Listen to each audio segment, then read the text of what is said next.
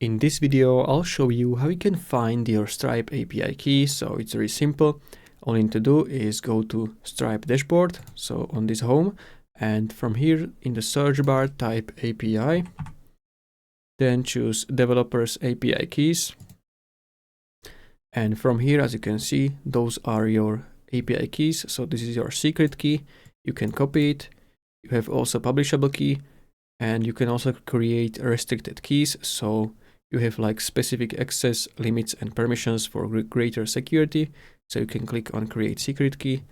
And from here, you can choose like for your own integration or third-party application, and you can create it from here.